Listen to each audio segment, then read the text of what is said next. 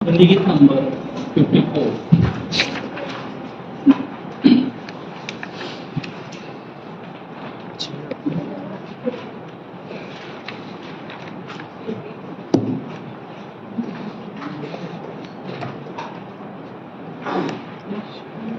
यीशु मसीह मेरा धीर है, यीशु मसीह मेरा संगीत है, यीशु मसीह मेरा गीत है, यीशु मसीह मेरा संगीत है। गाता रहूंगा मैं हरदम उसे, सबसे प्यारा वही गीत है। गाता रहूंगा मैं हरदम उसे, सबसे प्यारा वही गीत है। यीशु मसीह मेरा गीत है, यीशु मसीह मेरा संगीत है। जीवन के तारों को देखा जो मैंने, पाया कि उसमें है जीवन नहीं। जीवन के तारों को छेड़ा जो मैंने, पाया कि उसमें जीवन नहीं। अपने विधाता की महिमा करूंगा, निंदा लेकिन ये जीवन नहीं है। अपने विधाता की महिमा करूंगा, निंदा लेकिन ये जीवन नहीं है। यीशु को पाकर के मैंने जो गाया, सबसे अनोखा वही गीत है। यीशु को पाकर के मैंने जो गाया, सबसे अनोखा वही गीत है। गाता रहूंगा मैं हरदम उसे, सबसे प्यारा वही गीत है। गाता रहूंगा मैं हरदम उसे, सबसे प्यारा वही गीत है। यीशु मसीह मेरा गीत है, यीशु मसीह मेरा संगीत है। यीशु मसीह है मेरा सहारा, उसके सहारे मैं चलता रहूंगा। यीशु मसीह है मेरा सहारा, उसके सहारे मैं चलता रहूंगा। जितना मैं उसके संग संग चलूंगा, उसके अनुरूप ढलता रहूंगा। जितना मैं उसके संग संग चलूंगा, उसके अनुरूप ढलता रहूंगा। मेरा भरोसा है केवल उसी पर, वो मेरा रक्षक वही गीत है। मेरा भरोसा है केवल उसी पर, वो मेरा रक्षक वही गीत है। गाता रहूंगा मैं हरदम उसे, सबसे प्यारा वही गीत है। गाता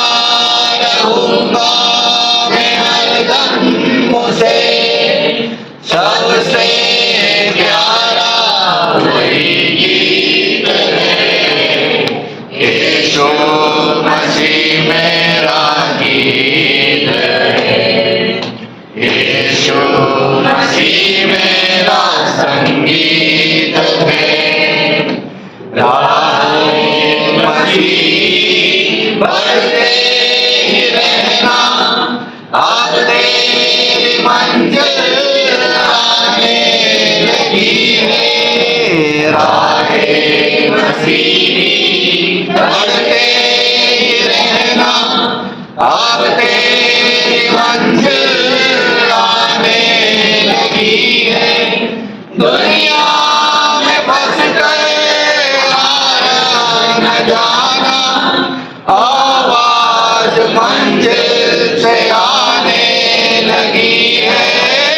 दुनिया में फंस कर हारा न जाना, आवाज मंजिल से आने लगी है। दुनिया से हारो तो हारा न समझो, सचमुच में तेरी यही जीत है। दुनिया से हारो तो हारा न समझो, सचमुच में तेरी यही जीत है। गाता रहूंगा मैं हरदम तुझे, सबसे प्यारा वही गीत है। गाता रहूंगा मैं हरदम तुझे, सबसे प्यारा वही गीत है। यीशु मसीह मेरा दिल है, यीशु मसीह मेरा संगीत है।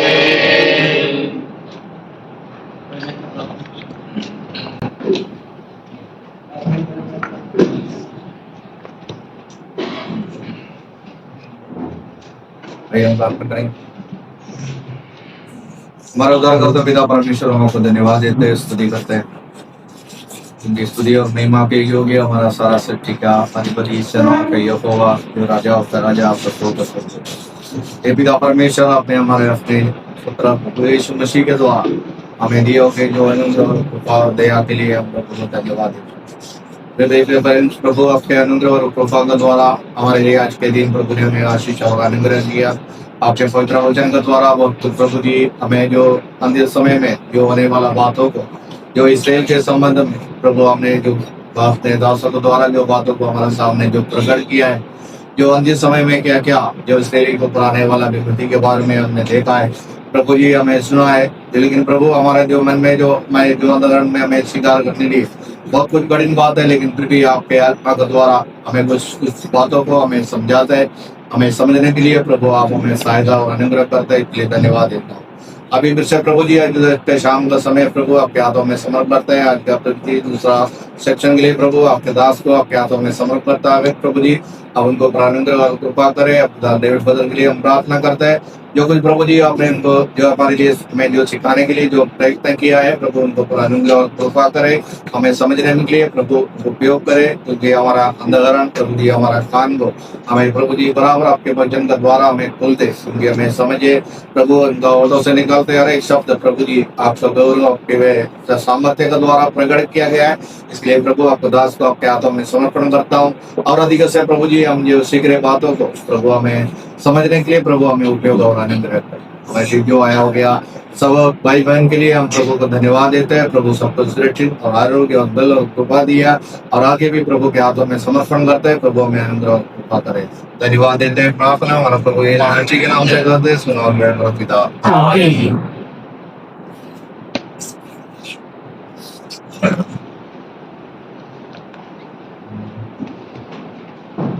एक बार प्रभु को धन्यवाद देते हैं इस समय के लिए जो प्रभु ने हम सबको दिया, ताकि उसके वंशों के ऊपर हम थोड़े समय के लिए फिर एक बार मन करें और जो परमेश्वर के वचन के अंदर जो भविष्यवाणी है उसमें सब उन बातों को सीखे।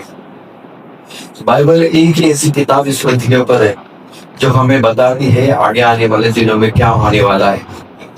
लगभग 25% बाइबल की है, बाइबल का 25% प्रोफेसी को दिया गया है।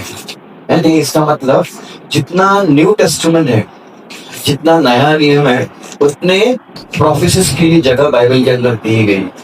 यानी इसका मतलब इसका मतलब है परमेश्वर के लिए और खुद प्रभु यीशु मसीह के लिए ये जो भविष्यवाणी जानना, सीखना, पढ़ना बहुत महत्वपूर्ण है। इसके लिए बाइबल के अंदर इतनी बार परमेश्वर ने इसके बारे में लिखा है और इसके लिए हम धन्यवाद दे सकते हैं कि परमेश्वर ने ऐसी कौन सी बात छुपा के हमसे रखी दी है ताकि हम देखकर अनजाने में या फंस जाए। जो भी हो रहा है इस पृथ्वी के ऊपर वो हम देख पा रहे हैं और वो बाइबल के अंदर लिखा है। कई साल के पहले एक घर के अंदर उसके जो पिता थे, छोटा लड़का था, 4 साल का लड़का, और उसके जो पिता थे वो काम के निमित्त अपना घर छोड़ रहे थे और शायद 3-4 महीने 5-6 महीने के लिए वो बाहर जाने वाले थे। तो जाने के पहले उसने अपने बच्चों को कहा मैं जाने वाला हूँ, मम्मी भी यहाँ पर है, संभाल के रहना यहाँ पर। तो इसमें से एक बेटे ने सवाल पूछा, डैडी आप वापिस कभी आओगे? अब उसको वो डैडी उसको कैसे बताएगा मैं सितंबर के महीने में आने वाला हूँ। वो जो छोटा बच्चा है वो नहीं जानता है।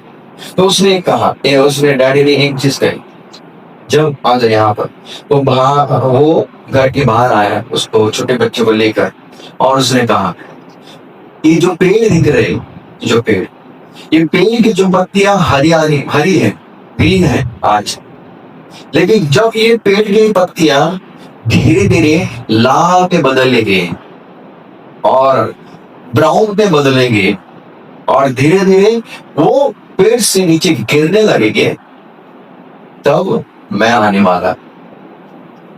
और डैडी चले गए। ये बेटा रोज बाहर आता था और देखता था पेड़ के ऊपर कलर जो है वो कैसे हुआ, चेंज हुआ कि नहीं, वैसे ही था। 1 महीना, 2 महीना, 3 महीना, सितंबर का मिड आया और अचानक धीरे धीरे क्या हुआ, ग्रीन के कलर अभी धीरे धीरे लाल में बदले, लाल से ब्राउन में बदलने लगे कुछ हफ्तों के बाद में, और बाद में हवा थोड़ी सी बहने लगी और अचानक सब पत्ते गिरने लगे। जब ये बच्चे ने देखा, बच्चा जोर से चल रहा है, अब मेरे डैडी आने वाले हैं। जाने के पहले तो उसने कहा था ये पत्ते नीचे गिरने वाले, अब वो समय हुआ है मेरे डैडी आने वाले हैं। यही चीज है यीशु मसीह ने कहा है मैं जाने वाला, लेकिन जाने के पहले उसने किसी को ऐसे ही छोड़ा नहीं। उसने या परमेश्वर ने बाइबल के अंदर साइंस दिए हैं और उन साइंस को देखना बहुत जरूरी है। लेकिन कभी कभी हम देखते नहीं, ना ही कभी कभी पढ़ते नहीं, इसके लिए हमें पता नहीं चलता है बाहर क्या हो रहा है। अगर आपको प्रकाशित वाक्य जानना है या दानियेल की पुस्तक किताब जानना है, बाइबल पढ़ो, लेकिन बाहर भी देखो, पेपर के अंदर भी पढ़ो, न्यूज भी देखो कि जो भी सारी हो रही चीजें जो आज हम खुद देख रहे हो रहे या ये जनरेशन या ये पीढ़ी देख रही है, वो सब बाइबल में हजारों साल के पहले लिखी गई थी। शायद जो पहले की पीढ़ी या 100 साल के पहले जो जीवित थे उनको वो अपॉर्चुनिटी मिल नहीं रही, उनको मिली नहीं, लेकिन आज हम धन्य हैं, हमको वो मिली चीजें। ऐसे कुछ हम बातों को हम मन करने वाले हैं, ऐसे कौन सी चीजें जो हम देख सकते हैं। इसके लिए the end of the time, आखिरी का समय, आप बाद में पढ़ सकते हो, या the appointed time of the end.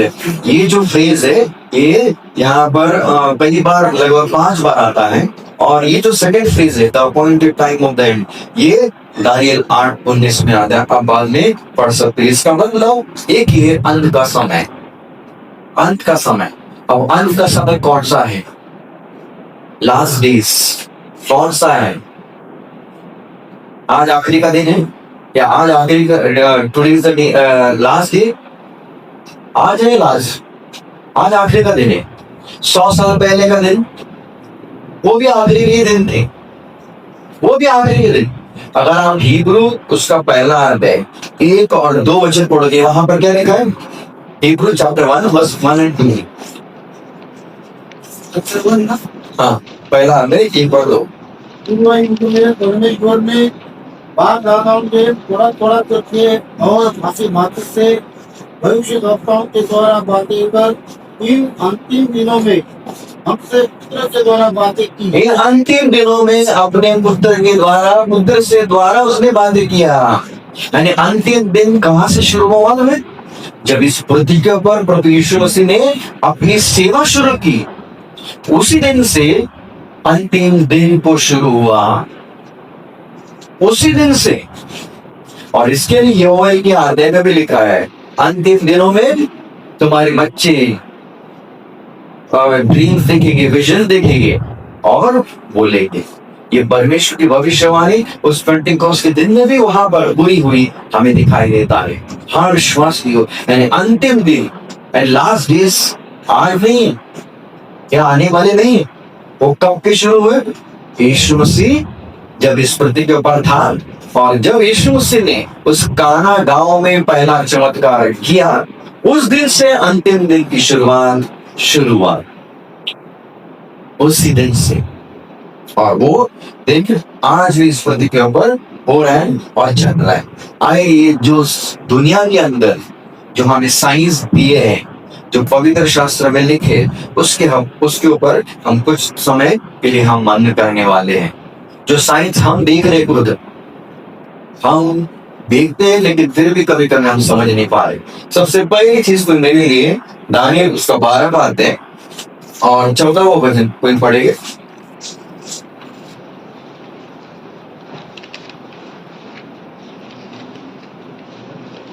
12:4।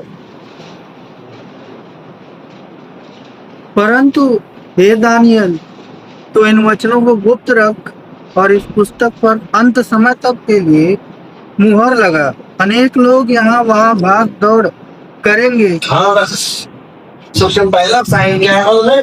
मेरे साथ रन टू एंड फ्रो। कई लोग अंत के समय पे क्या होंगे? भाग दौड़ करेंगे। भाग दौड़ करने वाले लोग इस पृथ्वी के ऊपर रहने वाले हैं अंत के समय में। और अंत का समय कब शुरू हुआ?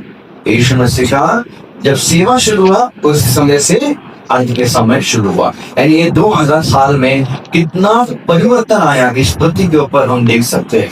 और पिछले 100 साल के अंदर कितना बड़े बड़े परिवर्तन या बदल आया, वो भी हमें दिखाई देते हैं। सबसे पहली चीज हमें हमारे सामने है, अंत के दिनों में लोग यहाँ वहां भागेंगे। पुराने समय में एक जगह से दूसरे जगह पे जाने के लिए, यात्रा करने के लिए बहुत डिफिकल्ट रहता था, यानी बहुत कठिन रहता था यात्रा करना। दूसरी चीज बहुत कीमती भी रहता था, यहाँ से वहां जाने के लिए बहुत कीमती भी रहते थे, एक्सपेंसिव। तीसरी चीज टायरसम, बहुत ही थकावट भरा यात्रा रहती थी। और चौथी चीज बहुत डेंजरस भी रहता था। पुरानी समय वहां पर जो यात्रा करने के लिए कुछ ही ऐसी चीजें थी, लोग इसमें से यात्रा करते थे, जैसे घोड़ा या घोड़ेगाड़ी या गधा या ऊंट या उस समय सुलेमान के समय में भी हमें दिखाई देता जहाज थे, और यहाँ हाथी। इन जानवरों का इस्तेमाल उस समय होता था एक दूसरे से, एक जगह से दूसरी जगह पे जाने के लिए। और बाइबल में हमें दिखाई देता है ऐसे कई लोगों ने इसका इस्तेमाल किया और कई लोगों ने बड़े बड़े यात्रा भी किया, जैसे कि यूसुफ, अब्राहम, इसहाक, याकूब और शबा की रानी, मागी लोग जो इराक से जेरूसलेम में आए, लगभग 5-6 महीने की यात्रा आए, ऊंट के ऊपर बैठकर उन लोग आए। ऐसे कई लोग आपको मिलेंगे।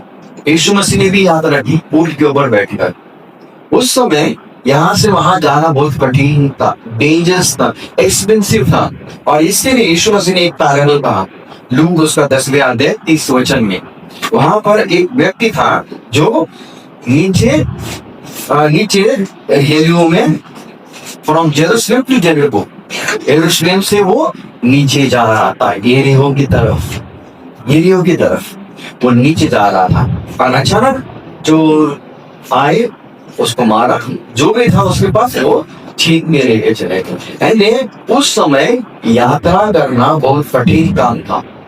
एक जगह से दूसरी जगह जाना डेंजरस माना जाता था और उसके लिए टाइम भी लगता।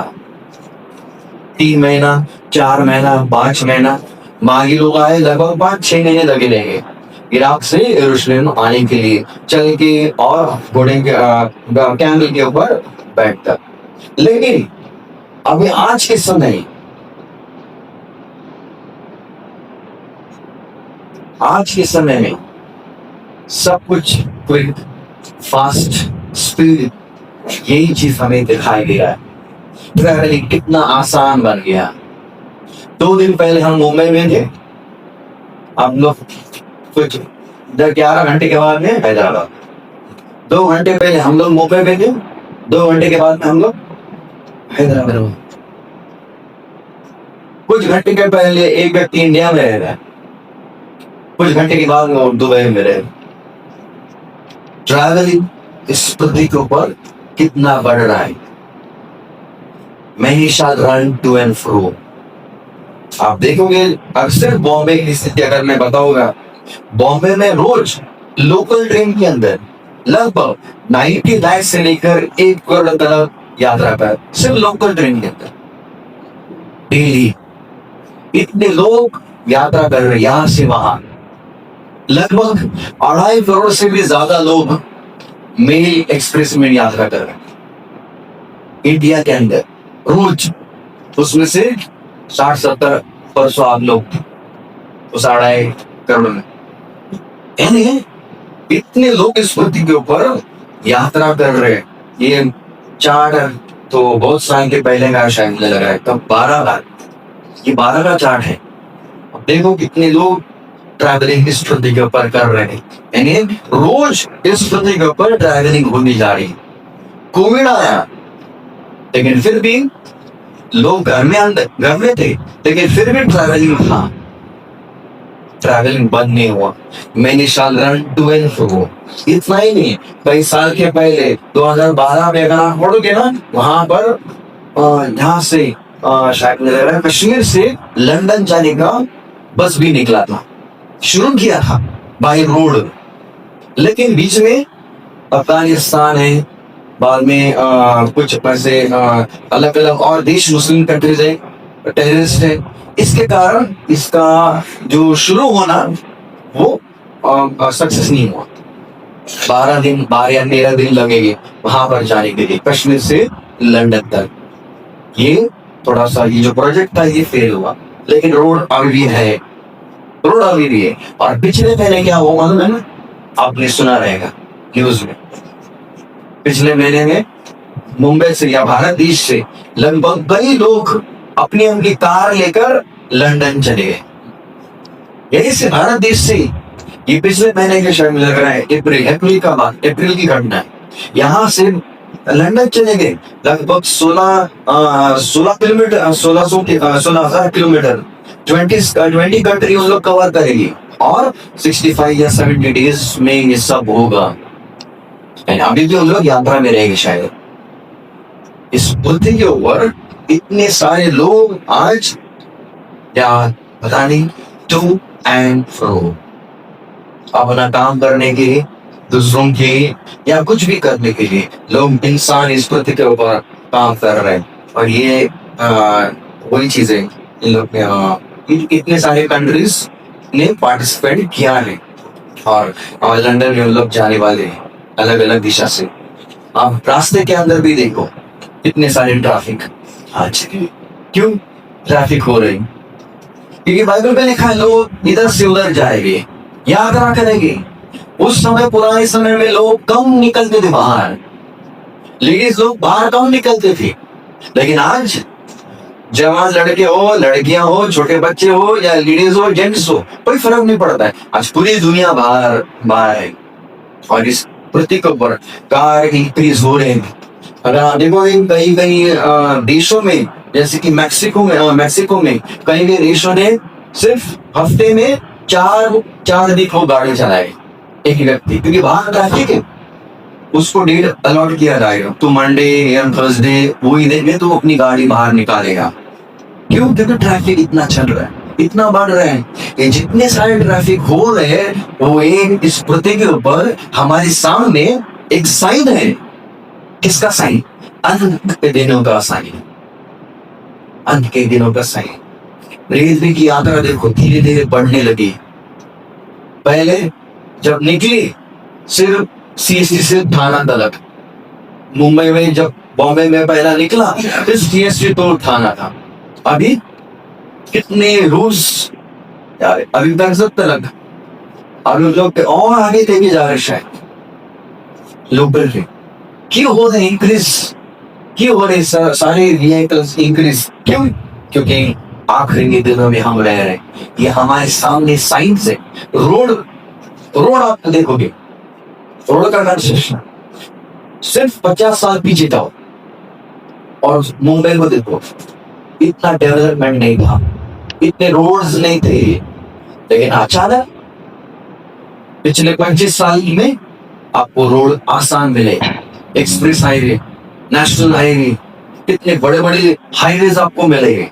अंडरग्राउंड मुंबई में कितने अंडरग्राउंड है, समुद्र के अंदर से भी रास्ता निकाला है, ऊपर से जा रहे हैं ब्रिज, कितने कितने नए नए ब्रिजेस आ रहे हैं। क्यों? गवर्नमेंट को लग रहा है हम और आसान करेंगे ट्रैवलिंग के लिए।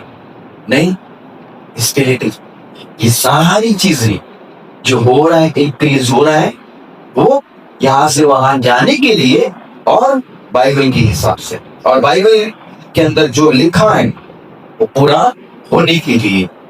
यानी ये पहला साइन हमारे सामने है, वो है men shall run to and fro। और उसी वचन के अंदर और एक दूसरा भी साइन है, Daniel chapter 4 verse 4, sorry, Daniel chapter 12 verse 4। परंतु हे दानियल, तू पुस्तक पर मुहर करके इन वचनों को अंत के समय तक लिख के बंद कर। बहुत से लोग पूछताछ और ढूंढ करेंगे और इससे ज्ञान भी बढ़ जाए। ज्ञान भी बढ़ेगा। इंग्लिश में लिखा है knowledge will increase, knowledge shall be increased. यानी आखिरी के दिनों में ज्ञान बढ़ने वाला है। किस प्रकार का ज्ञान? किस प्रकार का नॉलेज? दो टाइप का नॉलेज इस पृथ्वी के ऊपर है। सबसे पहला नॉलेज वो है वर्ल्डली नॉलेज, दुनिया का ज्ञान। अगर आप ध्यान से देखोगे, आज दुनिया का ज्ञान इस पृथ्वी के ऊपर धीरे धीरे बढ़ रहा है। कुछ साल के पहले, यानी कुछ साल के पहले, सिर्फ 25-30 साल के पहले अगर आप देखोगे ना, कोई व्यक्ति 10th पास हुआ था शायद, सॉरी 50 साल पीछे चला, आपको कई लोग मिलेंगे जो सिर्फ 7th पास है, लेकिन उनके सैलरी आज भी कितने मालूम है? 80,000, 1 लाख। हमारे स्कूल में वो 7th पास ही थे। अभी ब्रदर कुछ साल के पहले रिटायर हुए, लेकिन वो बीपीसीएल में काम कर रहे थे। 1 लाख से ज्यादा उनके सैलरी। क्वालिफिकेशन कितना है? 7th। जैसे जैसे दिन और आगे आ रहे हैं, वैसे वैसे क्वालिफिकेशन 10th हुआ। 10th ने बहुत बड़ा काम किया। 10th पास है ने उस समय बहुत बड़ा काम किया उस व्यक्ति ने। अभी 10th पास है ने कुछ भी नहीं। पहले के समय में सिर्फ 10th बार पास करने के बाद में 3 ही थे, साइंस, कॉमर्स और आर्ट्स। अभी 10th पास करने के बाद में कितने सारे एग्जाम्स वहां पर आपको देनी पड़ेगी। 12th करने के बाद में कितने सारे लाइन्स आ रहे हैं, कितने सारे डिग्रीज आ रहे, कितने सारे स्कूल्स इंक्रीज हो रहे इस पृथ्वी के ऊपर, कितने सारे कॉलेजेस आज इस पृथ्वी के ऊपर बढ़ रहे हैं, कितने सारे नए नए कोर्सेज इस पृथ्वी के ऊपर आ रहे हैं। ये सब पूरे एक ही चीज बता रहे हैं कि ज्ञान धीरे धीरे बढ़ रहा है। दुनिया के हिसाब से दुनिया क्या हो रही है? 17 महीने में ज्ञान डबल हो रहा है, डबल हो रहा है। हम लोग जो सीखे 95 में मेरा 10th हुआ, उस समय का 10th और अभी का 10th देखो। जो पढ़ाई थी ना उस समय वो थोड़ी सिंपल थी, लेकिन अभी का 10th बहुत बड़ा है, बहुत बड़ा है। ये चीज हमें क्या दिखाएगी? Knowledge will increase, knowledge will increase. और सच में नॉलेज इस पृथ्वी के ऊपर इंक्रीज हुआ है। कोई मेरे लिए कोई वचन पढ़ेंगे आइज़ाया उसका चैप्टर 60 वर्स 8 and 9।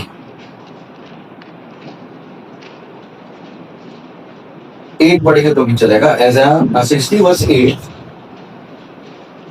ये कौन है जो बादल के समान अपने अंगों की ओर उठते हुए कबूतरों के समान चले आते हैं। हाँ बस ये कौन है जो बादल के समान ऊपर उड़ रहे हैं, जो कबूतर के समान उड़ रहे ऊपर? कौन है? कई साल के पहले एक सवाल ही था, बड़ा सवाल था, ये है क्या? कई साल के पहले ये एक बहुत बड़ा सवाल था, ये है क्या? कौन ये बादल के समान उड़ रहे या पंछियों के समान उड़ रहे? लेकिन कुछ साल के पहले राइट ब्रदर्स उन्होंने प्लेन की शुरुआत की और दिसंबर 17 1903 वो समझा उस सवाल का आंसर, उस सवाल का आंसर आज मिला। कौन है? प्लेन। कौन सी चीज है जो बादल के समान ऊपर उड़ रही है? ये लोगों को उस समय इम्पॉसिबल रहता था, क्या होने वाली है ऐसी कौन सी चीज है? क्योंकि इंसान 1 इंच ऊपर उड़ सकता है लेकिन वापस होना नीचे आएगा, ग्रेविटेशनल फोर्स से नीचे, लेकिन वहां पर नहीं जा पाएगा। ऐसी कौन सी चीज है? लेकिन आज हमारे सामने हम देख सकते हैं, वो समय उसके पहले के लोग उन्होंने देखा ही नहीं है कि कभी आकाश में और ऐसे प्लेन उड़ रहा है, लेकिन आज हम देख रहे हैं और जब हम देखते हैं उड़ते हुए तो हमें समझ में आ रहा है ये आखिरी दिन है और आखिरी समय। अभी सिर्फ प्लेन नहीं उड़ने वाला है, सिर्फ प्लेन ही नहीं उड़ता है, आजकल इस पृथ्वी के ऊपर कार भी उड़ने लगे हैं, उड़ने वाले कार। डच कंपनी ने कई साल के पहले personal air and land vehicle बनाए, अभी तो कई कंपनियां इस पृथ्वी के ऊपर बना रहे हैं और उनको रिजल्ट भी अच्छा मिल रहा है, सक्सेस में मिल रहा है और आगे आने वाले दिनों में यही चीज होगी शायद। हमें नहीं मालूम और कितने साल इस पृथ्वी के ऊपर हम रहने वाली, कलीसिया रहने वाली, लेकिन अगर रहे तो आगे आने वाले दिनों में कई लोगों के पास ऐसे भी चीजें मिलेगी जो कुछ ही मिनटों में यहाँ से वहां से वहां लोग करेंगे। हाँ विश्वासियों, ये सारी चीजें हमें एक ही चीज बता देती है कि प्रभु यीशु मसीह का आना कितना निकट इस पृथ्वी के ऊपर है। ये नॉलेज आज धीरे धीरे इंक्रीज हो रहा है। इतना ही नहीं, अगर आप देखोगे कई साल के पहले इसका भी इन्वेंशन इस पृथ्वी के ऊपर हुआ। एक ऐसा चिप ब्रेन के अंदर इंस्टॉल होता है, ब्रेन के अंदर इंस्टॉल किया जाता है, जिसके द्वारा इंसान, मैंने क्या रात को ड्रीम देखा है ना, वो मैं बाद में कंप्यूटर के अंदर देख सकता हूँ। अच्छा हुआ नबूकदनेस्सर राजा भी नहीं, मैं तो नबूकदनेस्सर राजा चिप लेता था और देखा, डैनियल की जरूरत ही नहीं है। अभी यही चीज आज इस पृथ्वी के ऊपर हो रहा है, सिर्फ छोटा सा चिप इंस्टॉल करते ब्रेन के अंदर और जो भी आपको ड्रीम आएगा वो ड्रीम आप देख सकेंगे बाद में कंप्यूटर के अंदर। मैंने क्या देखा, यानी कितना नॉलेज इस पृथ्वी के ऊपर धीरे धीरे बढ़ते जा रहा है। साइंस बढ़ते जा रहा है, फिजिक्स बढ़ते जा रहा है, केमिस्ट्री बढ़ते जा रहा है, कंप्यूटर किसके लिए जाना जा रहा है? स्पीड के लिए। स्पीड, कितना स्पीड है, एक्यूरेसी। कंप्यूटर कभी गलत करेगा नहीं, इंसान गलत करेगा लेकिन कंप्यूटर कभी गलत नहीं करेगा। एक्यूरेसी के लिए वो परफेक्ट माना जाता है। तीसरी चीज स्टोरेज, कितनी सारी चीजें एक कंप्यूटर के अंदर रहती है। चौथी चीज टाइम, टाइम कितना अपना बचता है, टाइम झट होता है। और तीसरी चीज चिप, उसके अंदर एक चिप रहे। जब ये कंप्यूटर का शुरुआत हुआ तब उस समय चिप को नाम दिया गया था लूसीफर चिप। ये चिप को उस समय नाम दिया गया था लूसीफर चिप। और शैतान स्पीड में काम करता है। इसके लिए यीशु मसीह ने यहूदा इसमें कहा तुझे जो करना है जल्दी कर। वो जल्दी है और रोमी लोगों के पास गया और यीशु मसीह को पकड़ के दिया।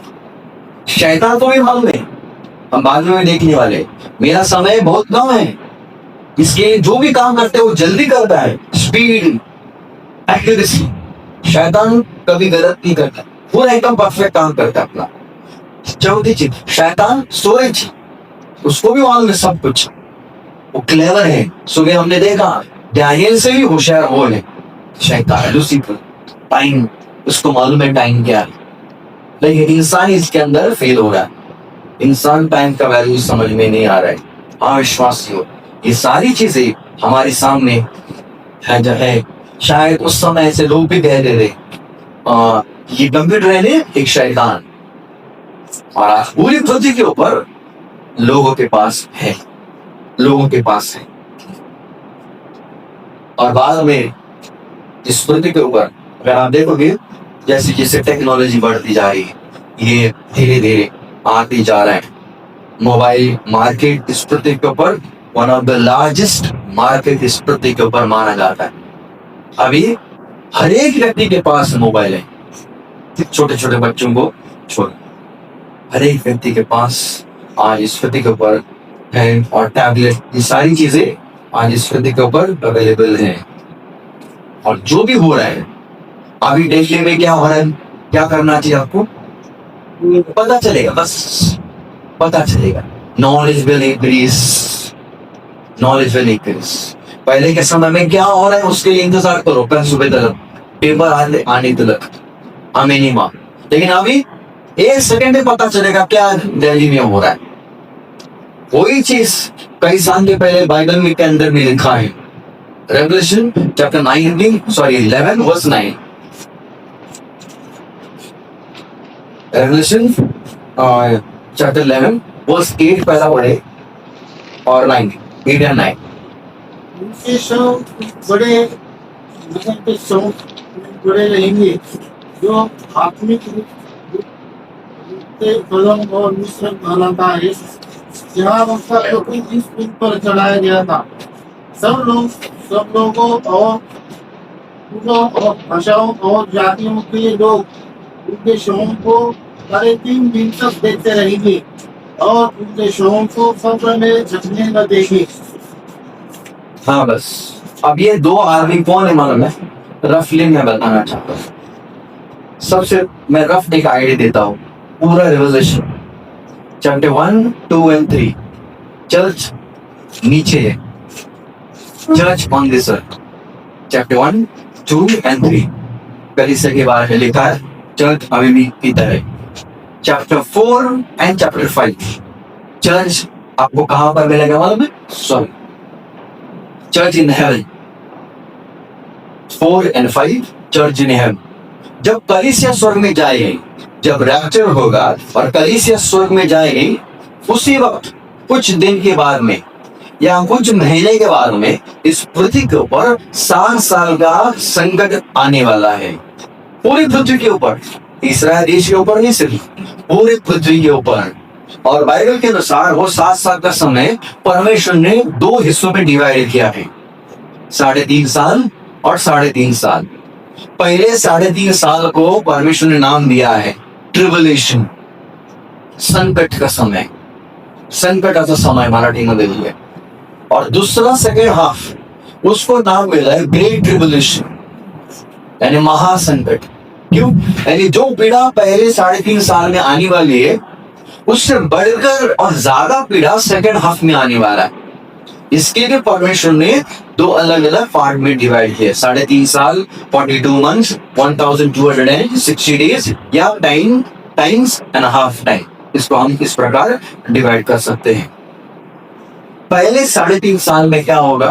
पहले 3.5 साल में मसीह विरोधी आएगा और वो अच्छा बन के आएगा, एकदम इस्राएल लोगों के लिए मसीहा बन के आने वाला है, मसीहा बन के आने वाला है।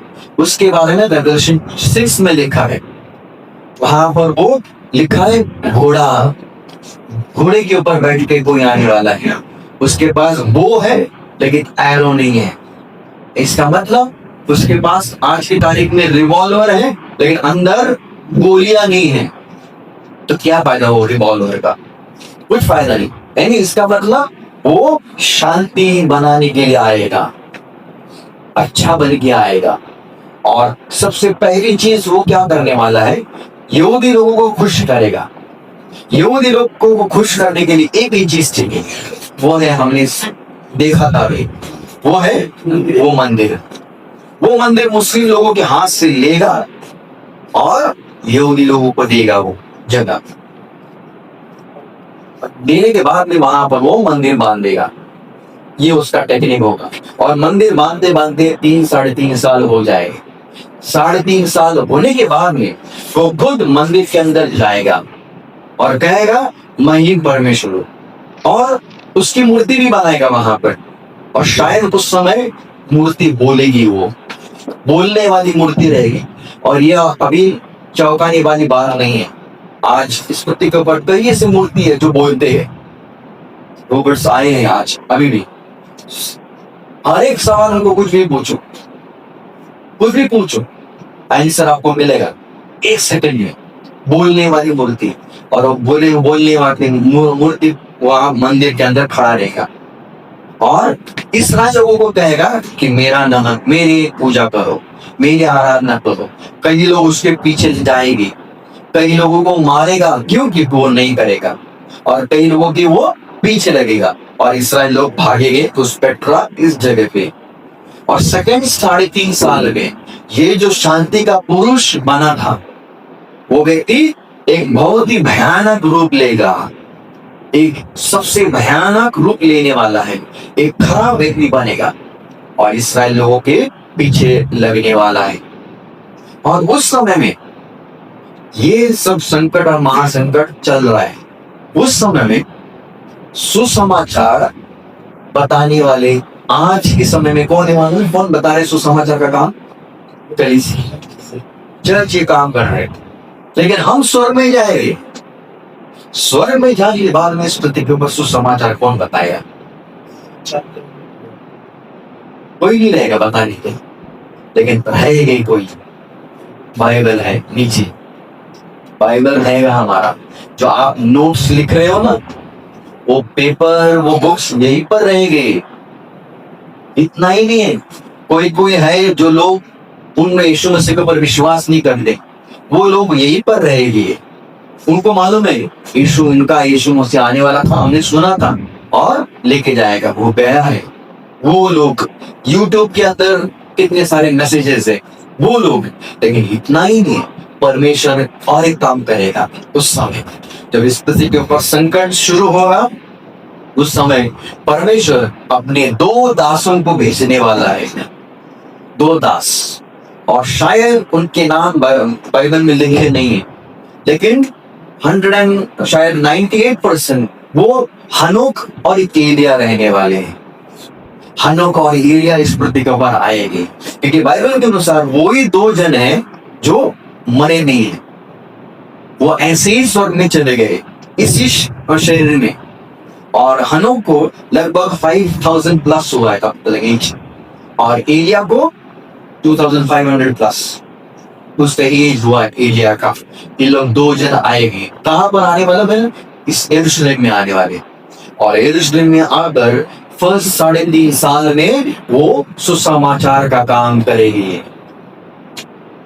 सुसमाचार बताएगी। वो काम, वो 2 प्रभु के दास आने वाले हैं, उस काम करने वाले। और वो 3.5 साल का काम वो करने वाले। जब वो काम करेगा ना, उसका फल क्या मिलेगा? मतलब 1,44,000 लोगों का उद्धार हो जाएगा। एक गोत्र से 12 हजार इस्राएल लोग तैयार हो जाएंगे। और इस पूरी पृथ्वी के ऊपर उनके द्वारा बहुत बड़ा रिवाइवल आएगा। वो 1,44,000 एक डॉक्टर बिलीग्राम की जैसे रहेगी, पावरफुल प्रीचर्स। वो पूरी दुनिया के अंदर जाएंगे और प्रचार करेंगे। ये कौन रहेगी? इस्राएल में से आएगी। यानी आज कौन काम कर रहा है सुसमाचार का काम? कलीसिया। लेकिन संकट और महासंकट के समय में कौन काम करने वाले? यही लोग, इस्राएल लोग। ये 1,44,000 पूरी दुनिया में फैलेंगे, लेकिन इनका उद्धार, इनका कार्य, उनके पीछे किसका हाथ है? 2 दासों का था, जिन्होंने पहले 3.5 साल इन्होंने काम किया, वो काम। लेकिन एक समय आएगा कि एंटी क्राइस्ट, मसीह विरोधी, इन दोनों को मार देगा। यानी हनो शायद हमें नहीं मालूम कौन है, लेकिन मैं बताना चाहता हूँ वो शायद वही रहेंगे, हनो और एलिया। इन लोग दोनों मरने वाले हैं, मरेंगे। कहां पर? वहां पर क्या लिखा? 8वां वचन क्या लिखा? 11:8। उनके शव बड़े नगर के टुकड़े रहेंगे, जो आदमी उच्च जगम और शुक्र कहलाता है। हाँ, बड़े नगर में उनके शव बड़े रहेंगे। आत्मिक तौर पर उनको क्या कहा गया? सदोम और मिस्र देश, यानी पाप से भरा हुआ देश। कौन सा देश है ऐसा? यरूशलेम। उस समय कितना पाप रहेगा वहां पर कि वहां पर मसीह विरोधी है उस समय। इसके लिए यरूशलेम को यहाँ पर नाम मिला है सदोम जैसा, इजिप्ट जैसा, पाप से, गंदगी से भरा हुआ देश। और जहां पर आगे क्या लिखा है? जहाँ उनका प्रभु भी क्रूस पर चढ़ा। हाँ, जहां उनका प्रभु सूली के ऊपर मर गया। कौन सा देश है वो? यरूशलेम। कौन सा नगर है वो? यरूशलेम। यरूशलेम उस समय कितना खराब होने वाला है। आज हम कहते हैं होली लैंड, होली सिटी, लेकिन उस समय कितना खराब नगर वो होने वाला है यरूशलेम। और ये दोनों की लाशें 3.5 दिन ऐसे ही रहेंगे। क्या लोगों का मन रहेगा उस समय? एक व्यक्ति भी नहीं आएगा, उसकी लाश लेकर जाएगा और बरी करेगा। आज भी अगर डेड बॉडी रास्ते को मिलेगा, म्युनिसिपालिटी वाले लोग भी आते हैं, उन लोग भी उठा के लेके जाते हैं, लेकिन उस दिन कोई नहीं आएगा। 3.5 दिन उनका शव वैसे ही रहेगा। और कई साल के पहले, 100 साल के पहले एक इम्पॉसिबल था ये चीज। कौन सी चीज मालूम है? 9 वचन क्या लिखा है? सब लोगों और कुलों और भाषाओं और जाति के लोग उनकी शोक को 3.5 दिन तक देखते रहेंगे। हाँ, सब लोग। कौन से लोग? हर एक भाषा बोलने वाले, हर एक राष्ट्र, हर एक देश देखने वाला है इनके शव। कई साल के पहले इम्पॉसिबल चीज थी, उनके शव कैसे देखेंगे हम, इतने दूर है। लेकिन अभी पॉसिबल है, मोबाइल से अभी पॉसिबल है। पूरी दुनिया में 5 मिनट में जो भी हो रहा है वो आज यहाँ पर हमें पता चलता है। लाइव न्यूज टीवी के अंदर हमें दिखाई देता है। लाइव न्यूज, नॉलेज इतना बढ़ रहा है। ये 2 जन मरेंगे, पूरी दुनिया उसको देखेगी। और आखिर में आगे पढ़ोगे ना, वहां पर लिखा है फिर एक बार प्रभु उनको उठाएगा और स्वर्ग में लेके जाएगा। उनका काम पूरा हुआ। जिस मकसद से परमेश्वर उनको भेजा था वो काम पूरा होगा और प्रभु उनको उठाएगा, जीवन करके उनको उठा के स्वर्ग में लेके जाएगा। बस ये उनका काम है। हनो और एलिया शायद हो सकते हैं कि नॉलेज इतना बढ़ रहा है, कितने वर्ल्डली नॉलेज इतना इस तरह के ऊपर बढ़ रहा है, इतना ही नहीं विश्वास है। अगर आप देखोगे कोई मेरे लिए जेनेसिस 15 वर्स 5 कोई पढ़े।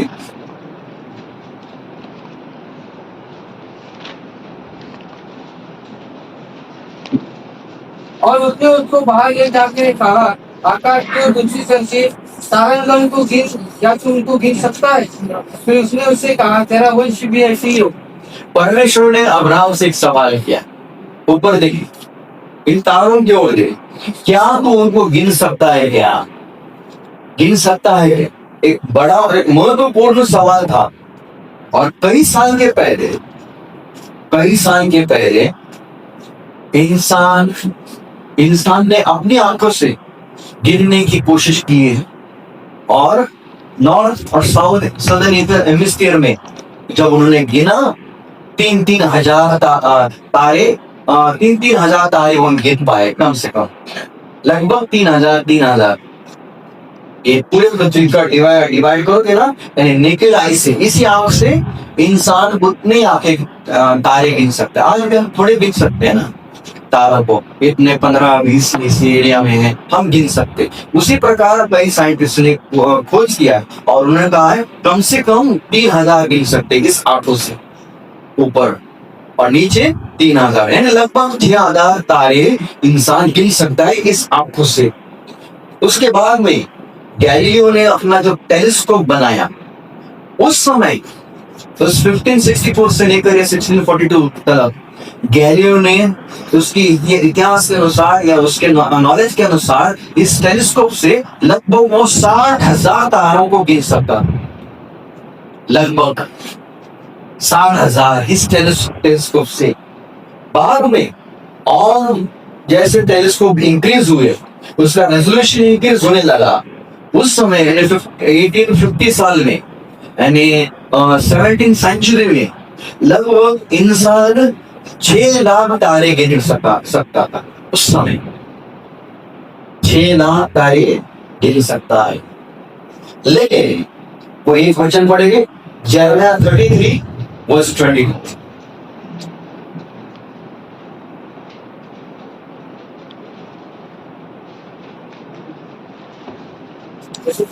33:22, यिर्मयाह 33:22। आकाश की सेना की गिनती और समुद्र की पालों की गिनतियों का परिणाम नहीं हो सकता। उसी हाँ, वहां पर परमेश्वर का वचन क्या कह रहा है? आकाश के तारों की गिनती कोई कर ही नहीं सकता है, कोई कर नहीं पाएगा, कोई कर नहीं पाएगा। और यही चीज हमें दिखाई देती है कि आज इंसान ने इतने तारे गिने हैं, इतने तारे गिने हैं, फिर भी साइंटिस्ट कहते हैं वो सिर्फ 10% भी नहीं है। साइंटिस्ट कह रहे हैं वो सिर्फ 10% भी नहीं है। कोई मेरे लिए और कोई वचन पढ़ेंगे ऐसे? Chapter 40 versus 26।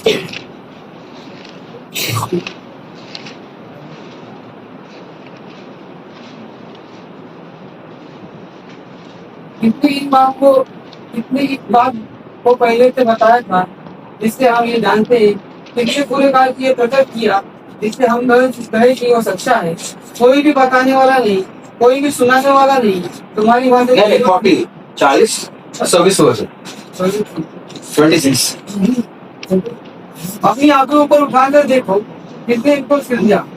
वो इन दोनों को गिन गिन कर निकालता है, उन सबको नाम ले लेकर बुलाता है। वो गिनने वाला परमेश्वर है, वो नाम देने वाला भी परमेश्वर है। परमेश्वर ने इनके नाम दिए हैं और गिने भी हैं, और इंसान गिन नहीं पा रहे अभी।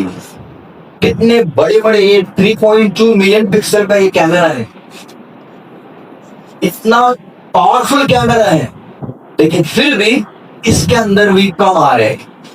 इतने बड़े बड़े और इतने ज्यादा कैमरा, इतने तारे इस आकाश मंडल के अंदर बना के रखे। यहाँ पर देखो आप कितने बड़े बड़े कैमरास आज इंस्टॉल करके रखे पृथ्वी के ऊपर साइंटिस्ट ने, ताकि वो तारे और सारा जो भूमंडल है उसके बारे में वो जान सकते हैं।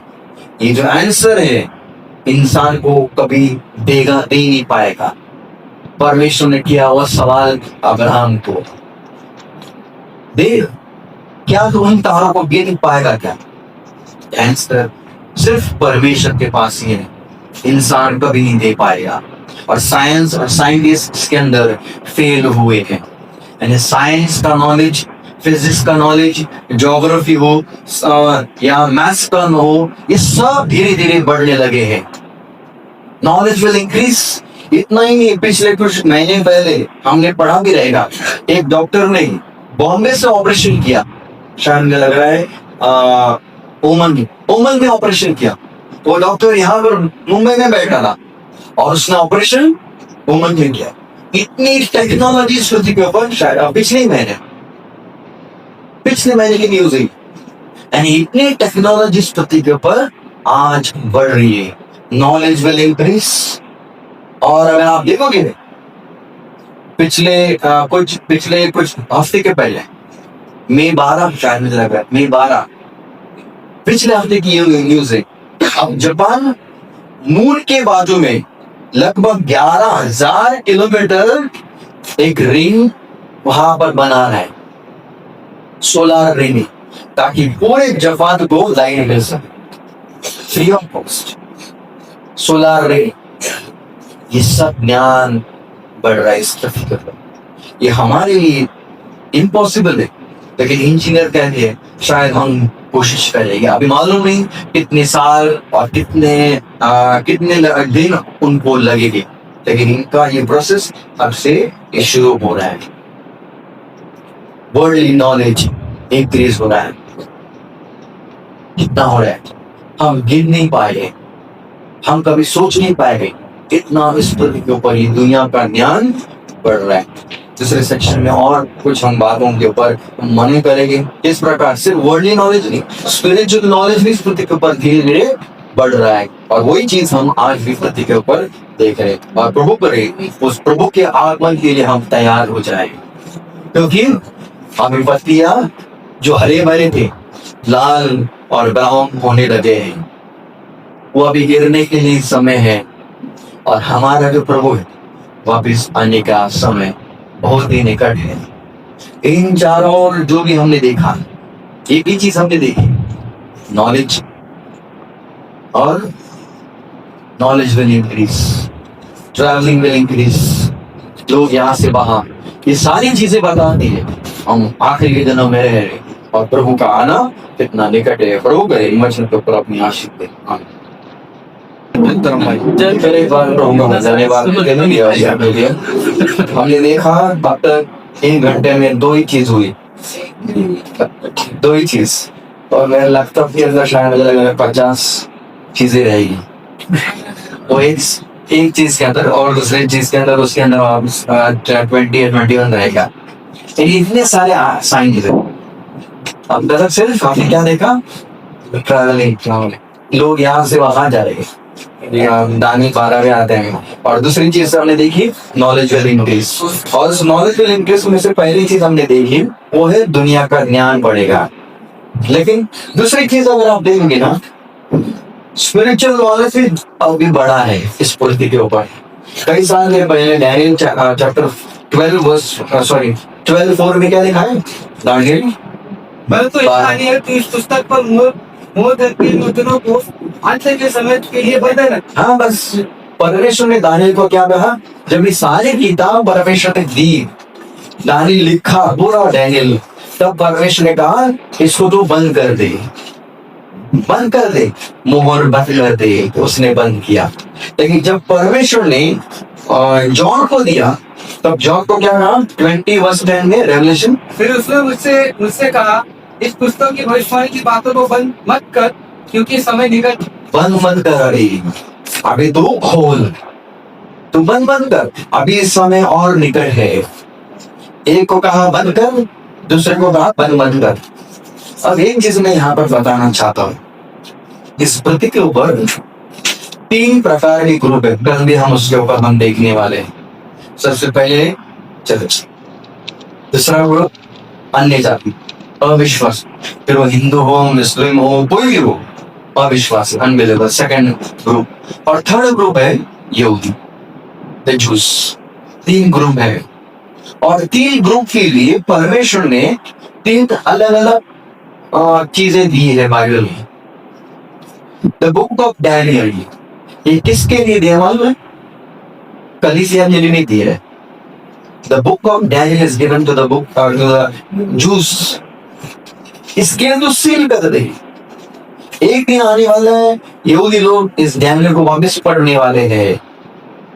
डैनियल किसके लिए है, ये सॉरी ये डैनियल जो है किताब है ना, ये अन्य जाति के लिए है, अन्य जाति के लिए। इसके लिए नबूकदनेस्सर राजा, वहां पर बाद में जो एंटीगस इपिफेनस, बाद में जितने सारे राजा हमने देखे, इनके बारे में लिखा है, और इनके लिए अन्य जाति के लिए एक किताब है, डैनियल की किताब है। लेकिन ये किताब उनके लिए अभी भी बंद है, अन्य जाति के लिए। दूसरी चीज, रेवलेशन, ये जो किताब किसके लिए दी, चर्च के लिए। इसके लिए यहाँ पर चर्च आपको पहले ही शुरुआत में आपको मिलेगा, 7 चर्चेस आपको मिलेगा। लेकिन फिर यहूदी लोगों के लिए क्या लिया है?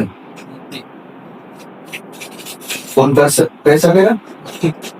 मत्ती चैप्टर 24, मत्ती chapter 25, mark chapter 30 and Luke chapter 21। ये Luke chapter 21, mark 13, Matthew 24 and 25, ये जितने सारे जो चैप्टर्स है ये यहूदी लोगों के हैं। मैथ्यू 24 एंड 25, बाद में मार्क 13, बाद में लूक 21, ये सारी चीजें यहूदी लोगों के लिए दिया, यहूदी लोगों के लिए। और इसके लिए आप देखोगे ना, वहां पर आप बाद में पढ़ो, सब ज्यादा यहूदी लोगों के विषय में लिखा है, ज्यादा। डैनियल अन्य जाति के लिए, रेवलेशन चर्च के लिए, और ये जो चैप्टर्स है ये यहूदी लोगों के लिए। इसके लिए दानियल ने कहा, परमेश्वर ने दानियल को कहा तू बंद कर। बाद में प्रकाशित वाक्य में कहा है तो खोल दे। आज कई साल के पहले ये जो किताबें थे ना, ये बंद किताब माने जाते थे, लेकिन अभी कई ऐसे प्रभु विदास है इस किताब के ऊपर आपको प्रचार करते हुए मिलेंगे। जब हम छोटे थे उस समय हम सुनते थे एक ही प्रीचर बड़ा, डॉन स्टैंटन, है ना, ब्रदर को मालूम रहेगा, या फिर पुराने जो लोग हैं उनको मालूम रहेगा, बस वही है जो रेवोल्यूशन के बारे में ज्यादा जानने वाला। उसके एक किताब मिलती थी मारा राखा, लेकिन अभी एक नहीं, हजारों आपको मिलेगी, हजारों आपको बुक्स मिलेंगे इस मुद्दे के ऊपर, रेवोल्यूशन के बारे में। जो सील किया हुआ था पहले अभी खुल गया है। स्पिरिचुअल नॉलेज भी इस मुद्दे के ऊपर धीरे धीरे बढ़ते जा रहा है। पहले के टाइम पे बाइबल की किताबें बहुत कम देते थे, तो लेकिन अभी शॉप के अंदर जाओ, हजारों मिलेंगे, लाखों मिलेंगे, नेट के ऊपर आपको लाखों मिलेगी किताबें। हाँ, वो देखना चाहिए वो सही है कि गलत है, टीचिंग्स वो जरूरी है। ये सब किताब, इसका मतलब नहीं है सब राइटर्स सही है, हमें टीचिंग बताता है कि कैसे भी लोग हैं। और बाइबल में लिखा है आखिरी दिनों में कई ऐसे प्रचारक, कई ऐसे फॉल्स प्रॉफिट आएगी इस पृथ्वी के ऊपर। और इस पृथ्वी के ऊपर 90% जो आप यूट्यूब के अंदर देखते हो ना, वो सब उसी लिस्ट में आता है, उसी लिस्ट में आएंगे। लेकिन एक दिन आप इंसान को समझेगा वो सच्चा है था क्या नहीं, वो सच्चा है कि नहीं। आज कभी भी इंसान आज देखता है और इतना बड़ा स्टेज के ऊपर प्रचार करना है, प्रेजेंट कभी भी देखना ना, उसका एंड इम्पोर्टेंट है। उसका एंड आपको देखेगा ना, अच्छा रहेगा उसका एंड अच्छा रहेगा, जब गलत रहेगा उसका एंड हमेशा खराब ही रहेगा। और उनका एंड और उनका परिवार आप देखो, उनका और उनका परिवार देखो। ऐसे कई ऐसे प्रीचर आज जेल के अंदर भी है। कई महीने पहले हमने देखा है, कौन, विजेंद्र सिंह शायद, बहुत बड़े बड़ा था, कोई गया जेल के। क्या प्रभु जी करने वाली इस पृथ्वी को हजारों मिलेगा आपको, लेकिन प्रभु कहेगा मैं तुझे पहचानता ही नहीं। और इंसान हजारों लोगों के पीछे जा रहे हैं आज। इंसान आज किसके पीछे जा रहे हैं मालूम? सबसे पहली चीज लाइटनिंग के पीछे। चर्चेस फुल ऑफ लाइटनिंग, उनको क्या चाहिए? ड्यूटी बाहर से, उसके पीछे जाएगा। दूसरी चीज डांसिंग, चर्च के अंदर डांस होता है। एक तो कोई दिल्ली में एक मैंने देखा, किसी ने भेजा, प्रचार नहीं कर रहा है, प्रचार बीच में प्रचार में डांस उसने शुरू किया, डांस कर रहे हैं जैसे एंकर डांस करते वैसे। क्या दुख की बात है, डांसिंग के पीछे। तीसरी चीज हीलिंग के पीछे। चौथी चीज एंटरटेनमेंट।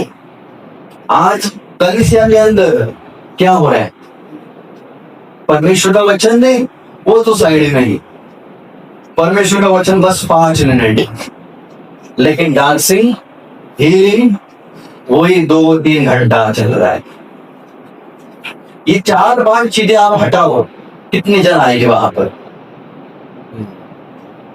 कोई नहीं मिलेगा। लेकिन आज प्रभु की जो छोटी सी कलीसिया थी, 12 जन, वहां पर क्या था? आपको डांस किया था। हमेशा हम लोग एग्जाम्पल दे, दाऊद ने डांस किया, हम क्यों ना करें? अरे मैंने कहा दाऊद ने कितनी बार डांस किया, बताओ मेरे को। कितनी बार किया? एक ही बार किया, और वो भी गलत हुआ उसका डांस। मालूम है क्यों? मृत्यु आया डांस के बाद में डेथ आया। नए नियम में भी हिरण्यकांड ने डांस उसने किया, वहां पर भी डेथ आया। प्रभु यीशु मसीह ने कहां पर डांस किया? मुझे देखा हम भी डांस करेंगे। फिर पतरस ने कहां पर डांस किया? जॉन ने कहां पर डांस किया? बस दाऊद का एग्जाम्पल देते हैं। हीलिंग सिर्फ स्टेज के ऊपर होता है। इतना है तो हॉस्पिटल में जाओ, टाटा हॉस्पिटल में जाओ, हीलिंग करो, फिर देखेंगे सच्ची हीलिंग है कि नहीं। पतरस के टाइम पे जो हीलिंग होती थी ना, लंगड़ा उसको पैर मिलता था।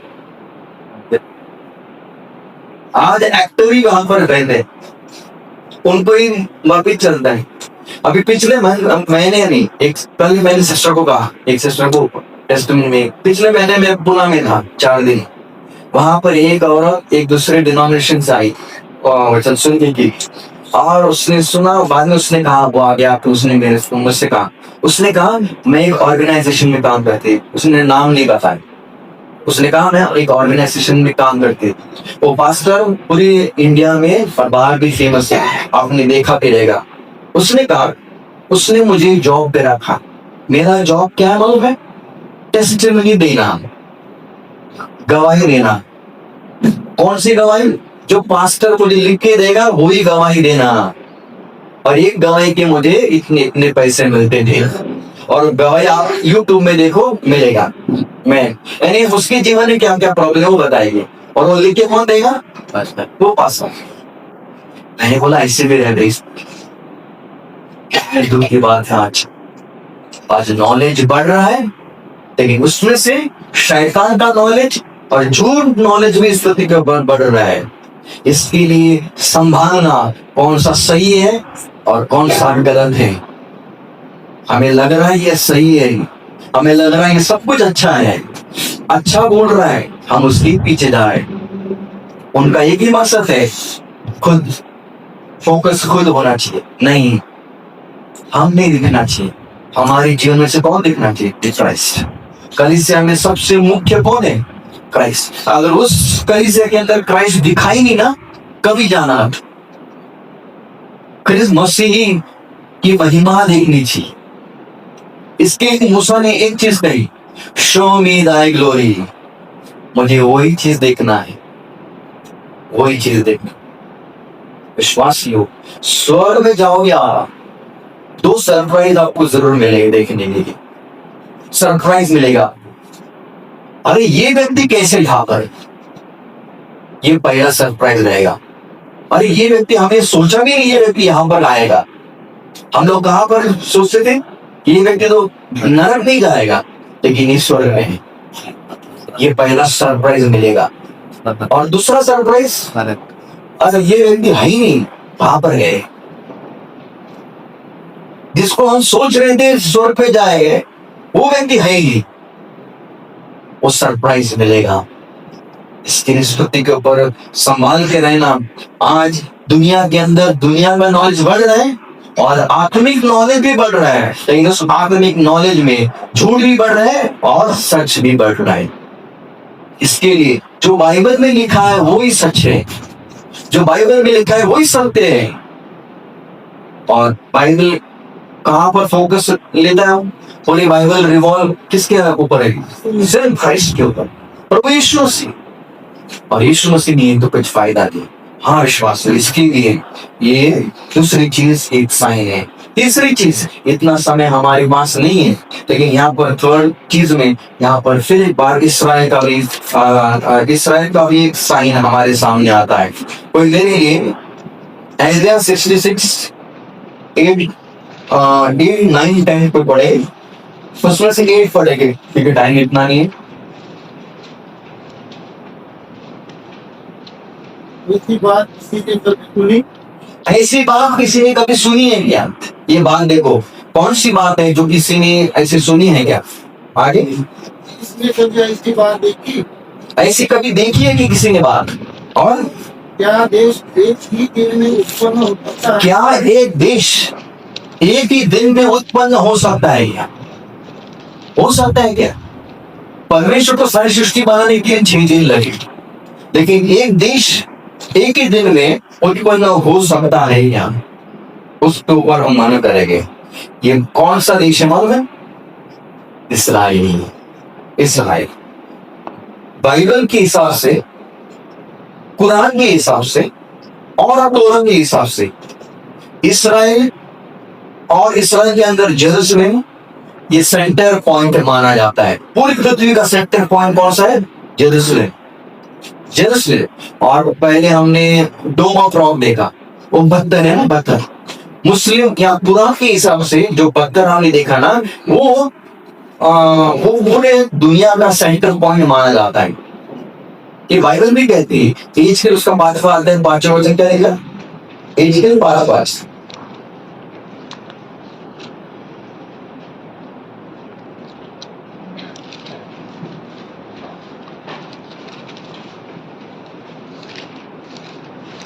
प्रभु यहोवा ये कहता है, यरूशलेम ऐसे ही है, मैंने उसको अन्य जातियों को बीच में ठहराया और वो चारों और देश में से धीरे है।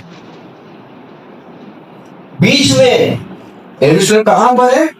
एक बीच में। इंग्लिश में इसका ना वहाँ पर इंग्लिश में लिखा है अन्य जातियों को बीच में ठहराया, अन्य जातियों के बंद के रखा है उसको। बीच में किसने रखा है? परमेश्वर ने रखा है। सेंटर इसके लिए हमें दिखाई देते हैं। बाइबल भी कहती है, कुरान भी कहता है, और योगी लोग भी इसके ऊपर ये कहते हैं कि यरूशलेम इस सेंटर है। और इसी देश का एक दिन ऐसा आया 14 मई 1948। उस दिन यरूशलेम इस्राएल स्वतंत्रता में उत्पन्न हुआ। इस्राएल को फ्रीडम मिला, जैसे भारत देश को 15 अगस्त को मिला, उसी प्रकार इस्राएल को कब मिला? 14 मई 1948 साल में। एक ही दिन में उनको स्वतंत्रता मिला। जो आइडिया 66 में हमने पढ़ा, क्या एक देश एक ही दिन में जन्म होगा? क्या उसका होगा? और ये परमेश्वर ने हमारे सामने, तब हमारा शायद किसी का जन्म नहीं हुआ रहेगा उस समय, लेकिन हमारे जन्म के पहले एक देश को इस पृथ्वी के ऊपर लाके खड़ा कर दिया है। यानी ये देश हमें बताता है, ये देश को जब फ्रीडम मिला तब भविष्यवाणी पूरी हुई आइज़ाया 66 की, और फ्रीडम मिलने के द्वारा पूरी दुनिया को पता है कि अभी प्रभु का आना निकट है। प्रभु का आना निकट है। और कोई मेरे लिए और कोई वचन पढ़ेंगे? एज के 28, 25।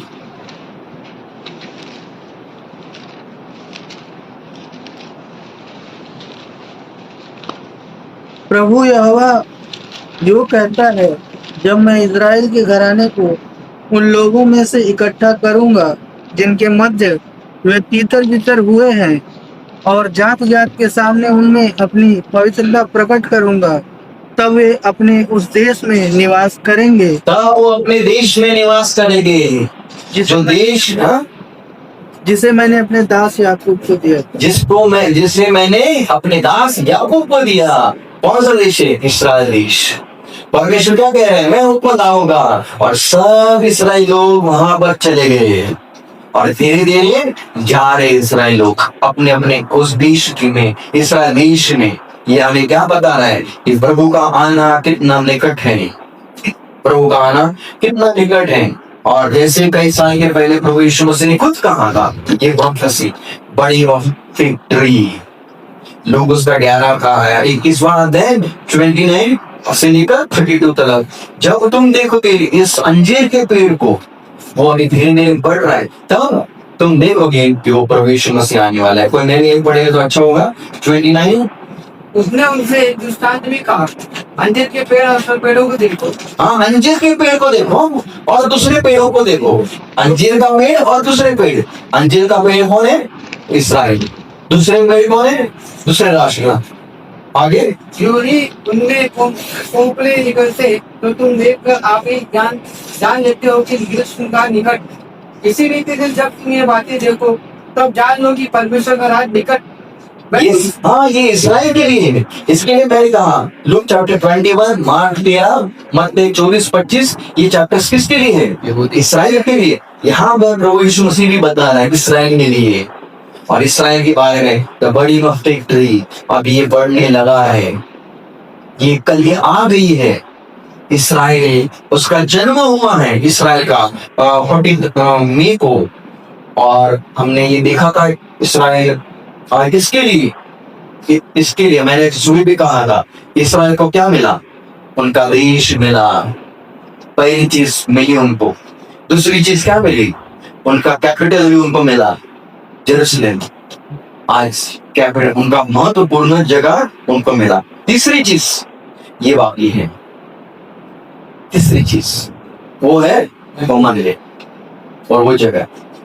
दो चीज हमारे सामने हुए हैं, हम देख रहे दुनिया के अंदर, और एक ही चीज अभी बाकी है वो मंदिर। और बाइबल के हिसाब से एंटी क्राइस्ट वो लेगा, यहूदी लोगों को देगा, लेकिन प्रभु यीशु मसीह उसको उस मंदिर को गिराएगा और यीशु मसीह वहीं पर अपना एक मंदिर बांधने वाला है, और इस मंदिर के अंदर प्रभु यीशु मसीह बैठकर वो राज्य करेगा। हाँ विश्वासियों, यही चित्र हमें दिखाई देता है। इसके लिए आप बाद में ये वचन पढ़ो, आपको समझ में आएगा। हर एक अभी यहूदी लोग जो अन्य अन्य देश में है, तो सब अपने देश इसराइल देश में जा रहे हैं। अगर कुछ भारत देश के अंदर भी कई यहूदी लोग हैं, मुंबई के अंदर भी कई जूस लोग हैं, और वो धीरे धीरे जा रहे हैं। और अगर कोई किसी ने डिसाइड किया हमें जाना है वहां पर, तो उनके हिसाब से उन लोग फ्री टिकट आपको उनको मिलेगा, फ्री वहां पर जगह भी मिलेगा। सिर्फ उन लोग कहते हैं आओ, वेलकम, उन लोग बोल रहे। और चारों ओर से 43 43 5 6 एंड 7 अगर आप पढ़ोगे बाइबल के हिसाब से चारों दिशा से लोग इसराइल लोग जा रहे हैं। ये वचन अगर आप पढ़ोगे आपको समझ में आएगा। नॉर्थ से हो, साउथ से हो, ईस्ट या वेस्ट से हो, चारों लोग से, चारों दिशा से, पूरी दुनिया से ये इसराइल लोग जाएंगे और धीरे धीरे जा रहे हैं। और आप देखोगे मिडल ईस्ट यहाँ पर है, इसराइल यहाँ पर, सब इसराइल देश में जा रहे धीरे धीरे। और जैसे जैसे जा रहे हैं वैसे वैसे एक ही बता रहे कि प्रभु का आना निकट है, और उनको उन्होंने नाम दिया है आलिया। आलिया आलिया है जो गो अप, इसराइल लोगों ने नाम दिया उसको जो गो अप। जब भी यरूशलेम में जाना रहता है तब भी लोग कभी नहीं कहेंगे हम यरूशलेम में जा रहे। उन लोग क्या कहेगा मतलब है, हम ऊपर यरूशलेम में जाएंगे। यानी यरूशलेम कहाँ पर है? ऊपर। लेकिन जब भी किसी को यरूशलेम छोड़कर जाना है ना, तो उन लोग क्या कहेंगे मतलब मुझे नीचे जाना है। इसके लिए एक व्यक्ति था, वो कहाँ पर गया? यरूशलेम से नीचे यरीहो की तरफ चला गया, क्योंकि यरूशलेम एक ऊपर माना जाता है। ऊपर का ये ऊपर में स्थिर एक नगर माना जाता है, लेकिन उसके बाजू में नीचे नीचे यरीहो नीचे। तो लोएस्ट पॉइंट इस पृथ्वी के ऊपर कौन सा है? बिलो द सी लेवल यरीहो। यरीहो। और यीशु मुझसे कहां पर चला गया था मालूम है? यरीहो के अंदर एक व्यक्ति को ढूंढने के लिए। यानी प्रभु यीशु मुझसे कितना नम्र हुआ। पूरे पृथ्वी का लोएस्ट पॉइंट माना जाता है पृथ्वी के ऊपर जेरिको, लोएस्ट सिटी माना जाता है। और वहां पर भी प्रभु यीशु मसीह गया और वहां पर भी एक व्यक्ति को उसने प्रचार किया। अगर आप एज के 36 पढ़ोगे वहां पर करीब 8 से लेकर 9 तक।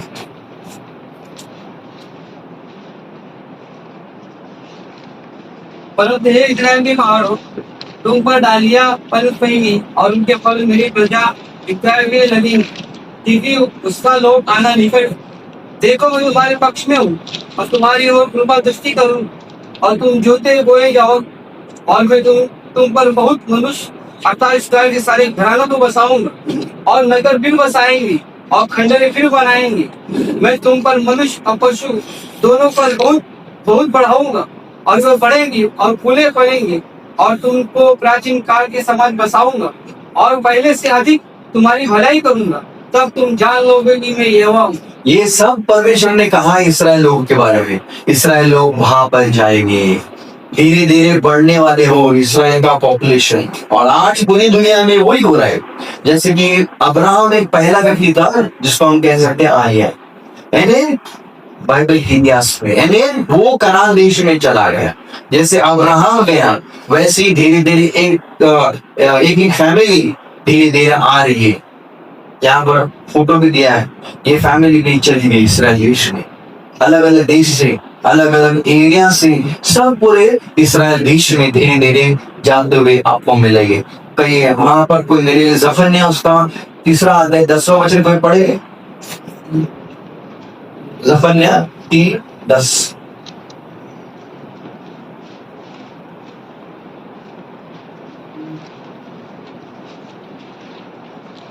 मेरी भीतर भीतर की हुई प्रजा मुझसे बेची कसरी में मेरी भेंट बनकर आई। जफन्या 3:10। इथियोपिया की नदियों के उस पार से भीतर भीतर की हुई मेरी प्रजा और मेरे उपासक। हाँ, इथोपियन हिंदी में निकाल लीजिए। इथियोपिया, हाँ, इथोपिया जफन्या उसका तीसरा अध्याय 10वां वचन। और अगर आप देखोगे, कैलकुलेशन करोगे, पिछले कुछ साल के पहले इसके बारे में मैंने प्रचार किया था, वहां पर मैंने कहा उस समय इसराइल में ये चल रहा था, ऑपरेशन टाउसवे, यानी सब आ रहे हैं। और इथोपिया में उस समय लगभग 1,21,000 यहूदी लोग थे और उसमें से कई लोग आज इसराइल देश में वापस जा रहे हैं जो यहूदी है। हाँ, विश्वासी हो। ये सारी चीजें हमें ये भी बता रहा है प्रभु यीशु मसीह का आना कितना निकट है, कितना निकट है। ये सारी चीजें प्रभु यीशु मसीह कहा है, ये सारी चीजें होने वाली है। इसके लिए अगर आप ये 4 देखोगे जो मैंने बनाए, वहां पर अगर आप देखोगे ना, इसराइल लोग उस समय 3 बार चले गए अपने 3 बार चले गए। फर्स्ट यानी मिले उस यूसुफ को सबसे पहली टाइम, कितनी बार पहली टाइम बन्यामीन के साथ आया, पहली टाइम विदाउट बन्यामीन नहीं था। जब भाई याकूब ने भेजा जा तू, उस समय बन्यामीन नहीं था। दूसरी बार बाद में जब आए, दूसरी बार चैप्टर 43 में लिखा बन्यामीन के साथ आए लोग, क्योंकि यूसुफ ने कहा था तुम बन्यामीन को लाओ, इसी के लिए बन्यामीन के साथ आए। और तीसरी बार जब आए तब याकूब भी आया और तब कितना सुंदर मिलन हुआ, तो वहां पर उत्पत्ति 45 में क्या लिखा,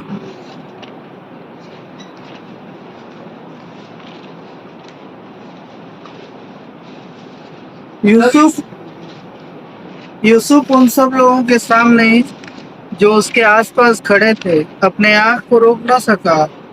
तब उसने चिल्लाकर कहा, मेरे पास से सब लोगों को बाहर कर दो। इसलिए जब यूसुफ ने स्वयं को अपने भाइयों पर प्रकट किया तब यूसुफ ने स्वयं अपने भाइयों को प्रकट किया। कब खुद को उसने प्रेजेंट किया उनके सामने? तीसरी बार, पहली बार नहीं, दूसरी बार नहीं, तीसरी बार उसने प्रकट किया। तीसरी बार। हाँ, विश्वास हो। उसी प्रकार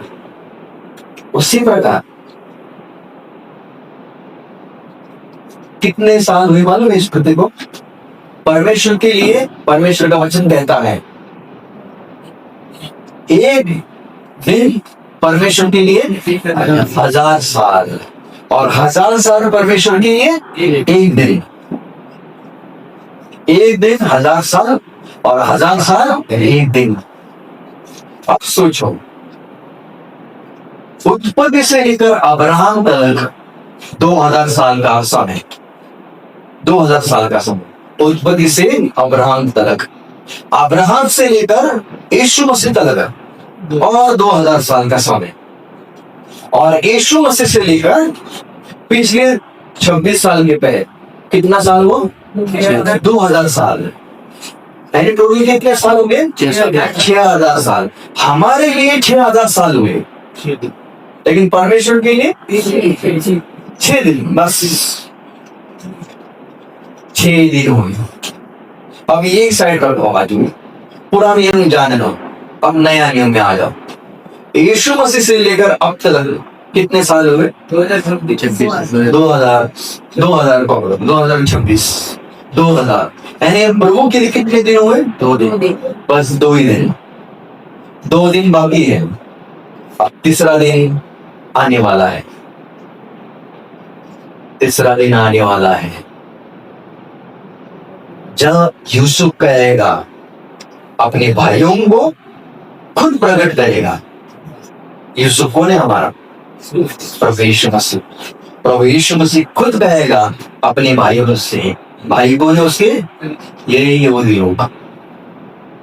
जब वो आएगा तब उसको उन लोग यहूदी लोग पहचानेंगे। उसको पहली बार आया नहीं पहचाना, आया था नहीं पहचाना, और जब वो आएगा तब वो पहचानेगा। तीसरा दिन, आज हम ये तीसरे दिन में हमारे विश्वास की यही चीज अभी हमने देखा था। क्रिएशन से लेकर अब्राहम, अब्राहम से लेकर क्राइस्ट, क्राइस्ट से लेकर अभी 6 दिन। अभी हम कहाँ पर है? यहाँ पर। क्रिएशन से लेकर अब्राहम तक 2000 साल, यानी 2 दिन यहाँ पर हुए। अब्राहम से लेकर यीशु मसीह तक 2000 साल, 4 दिन यहाँ पर हुए। यीशु मसीह से लेकर अब तक 2000 साल, यानी 6 दिन हुए। अभी 7वां दिन आने वाला है, 7वां दिन, 1000 साल, 1000 ईयर का पीरियड आएगा। यीशु मसीह का राज्य आने वाला है, 1000 साल, 7वां दिन। हाँ, विश्वास हो, 7 दिन पूरा होगा, पूरा हुआ। यानी इतने हम करीब है, इतने हम करीब। हाँ, हम इस पृथ्वी के ऊपर आए हैं। हाँ, विश्वास हो, हम कहाँ पर है? हमारे सामने चारों ओर ये सारी चीजें देख रहे हैं। आखिरी चीज कहकर बंद करना चाहता हूँ, क्योंकि बहुत सारी चीजें हमारे सामने हैं, लेकिन इतना समय हमारे पास नहीं है। लेकिन एक चीज मैं आपके सामने आखिरी चीज रखना चाहता हूँ।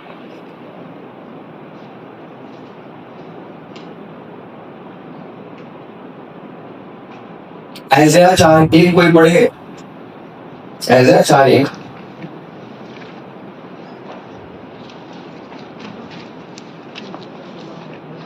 उस समय हाँ, बस रेशो कितना है? 7:1। 7 स्त्रियां और 1 पुरुष। मुझे याद है जब हम छोटे थे, लोकल ट्रेन में आधा कंपार्टमेंट लेडीज के लिए था, सिर्फ आधा रहता था। कुछ साल के बाद में 1 हुआ, कुछ साल के बाद में 2 हुआ, अभी पूरी लेडीज स्पेशल, पूरा लेडीज स्पेशल है। जब इसी ट्रेन निकला कोई ऐसे नहीं था। अभी पहले कुछ सीट्स आपको मिलेंगे लेडीज के, वो आधा डब्बा लेडीज का। मुझे पूरा विश्वास है कुछ दिनों रुको, लेडीज स्पेशल एसी भी आपको मिलेंगे। क्यों मालूम है? इस पृथ्वी के ऊपर क्या हो रहा है मालूम है? लेडीज बढ़ रहे हैं। कौन सा देश है मालूम है? इस पृथ्वी के ऊपर, यहाँ पर मैंने कैलकुलेशन करके देखा है, लाइट लिया, 54% लेडीज है। बाद में ये सारे रशिया, मोल्दोवा, बाद में हांगकांग, बाद में इंडिया में लगभग 52% लेडीज है और 48% मेल है। इंडिया में प्रॉब्लम क्यों मालूम है? क्यों जेंट ज्यादा है और लेडीज कम है? क्योंकि इंडिया में अबॉर्शन ज्यादा हो रहे। जब उनको समझता है ये गर्ल है, अबॉर्ट करते थे कई ऐसे गांव के अंदर। ये हमें दिखा रहा है लेडीज धीरे धीरे बढ़ते जा रहे। और यहाँ पर कौन ज्यादा है? आप एसबी में ज्यादा कौन है मालूम? हमारे असम में लेडीज, मैं रांची में गया, औरंगाबाद में गया, बोकारो गया है, गांव में गया है, 99% मैंने एक ही देखा है, लेडीज ज्यादा ही है।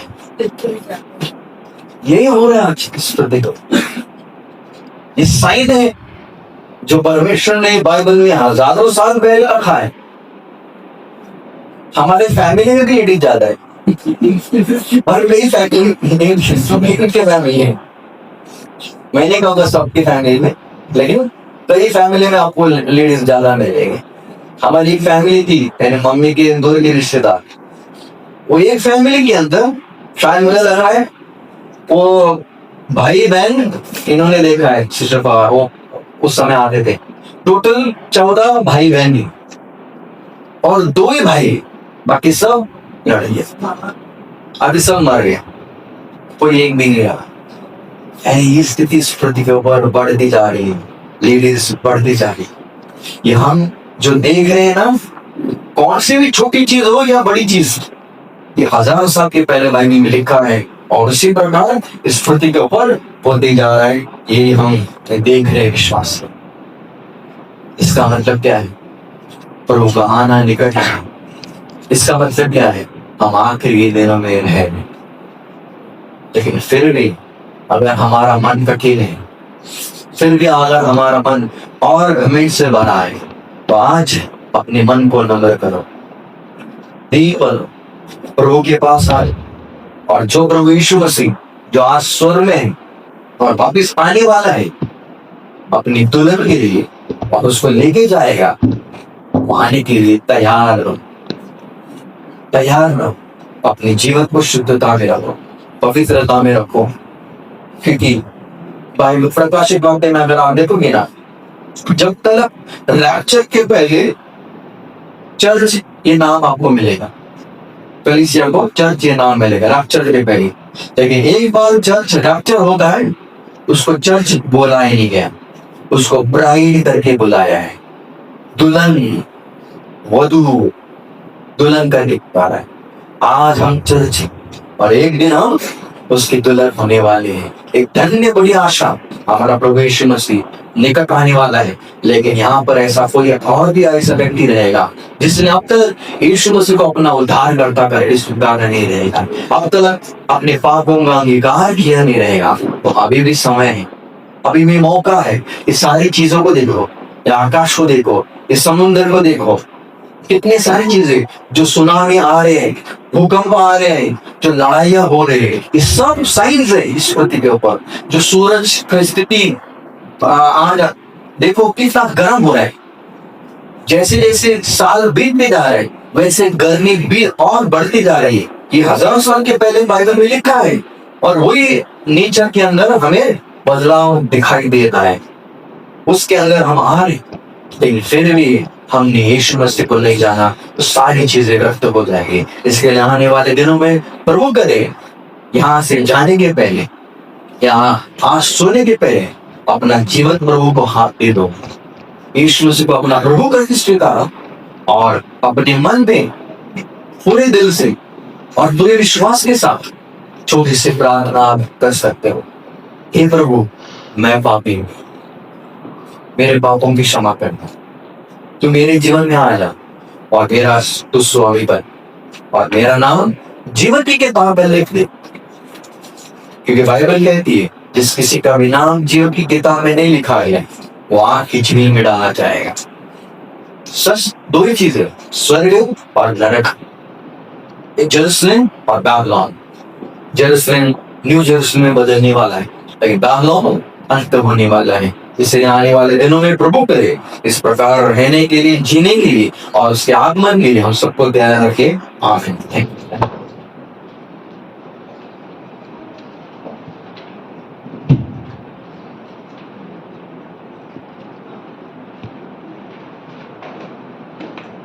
फिर से एक बार प्रभु के नाम हम धन्यवाद देते हैं, और अंतिम के दिनों की जो चिन्ह है, कैसे हमें समझ में आएगा कि प्रभु का नाम समीप है, निकट है। ये बातें हमने केवल 3 बातें देखी। इन चिन्हों को मैंने हमारे सामने रखी, परंतु हम अगर आजू बाजू जो भी न्यूज़ में हम बातें देखते हैं, बातें हम सुनते हैं, इस तरह का माहौल और वातावरण पूरे जगत में फैला हुआ है, वो यही सब बातों की तरफ हमारा ध्यान आकर्षित करते हैं और हमें ये बताते हैं कि हमारे परमेश्वर का, हमारे प्रभु का फिर से आना करीब होता जा रहा है। हम बात जो रहे हैं हमारे मसीह की, ताकि वो हमें अपने साथ ले जाए। यूहन्ना के 14 में हमको पढ़ने को मिलता है, तो यीशु मसीह ने स्वयं कहा कि ये उसकी ख्वाहिश है, ये उसकी इच्छा है कि वो आए और हमें अपने साथ ले जाए, क्योंकि जहाँ पर वो है वहाँ पर वो हमें भी रखना चाहता है। और जैसे भाई ने अभी बताया कि आज हम कलीसिया के रूप में इस संसार में बहुत जल्द आने वाले दिनों में जब हम उठाए जाएंगे, तब हम प्रभु यीशु मसीह के दुल्हन के रूप में होंगे। मसीह के दुल्हन के साथ उस नाते हम एक दिन फिर से इस पृथ्वी पर एक नए संसार में हम आने वाले हैं। हम जो उस आशीषित जीवन में भाग पा चुके हैं, हम सब परमेश्वर को धन्यवाद दें। अन्यथा प्रभु अगर हम पर यह अनुग्रह नहीं करता तो ये आशीषित जीवन हमें नहीं मिलता। और यही अनुग्रह प्रभु उन सब पर भी करना चाहता है जिनका अब तक उद्धार नहीं हुआ। जैसे भाई ने बताया, ये जीवन आपका भी हो सकता है और आपको केवल एक ही बात करनी है, वह है कि प्रभु यीशु मसीह पर विश्वास लाना है। उसके सूली पे जो उसने कार्य किया, उस कार्य के ऊपर आपको यकीन लाना है और उसको अपने जीवन में, अपने मन में, अपने हृदय में अपना उद्धारकर्ता के रूप में स्वीकार करना। कहीं जाकर आपको ढिंडोरा पीटने की जरूरत नहीं है, या आप अपने बंद खोली में रात को सोते वक्त अपने घुटनों पर आकर परमेश्वर के पास प्रार्थना करके उसे अपने जीवन में आप स्वीकार कर सकते। ये करने के लिए प्रभु आपकी सहायता करें। आइए हम प्रार्थना करते हैं और आज का एक दिन और आज का हमारा ये सारा सत्र हम यहाँ पर समाप्त करें।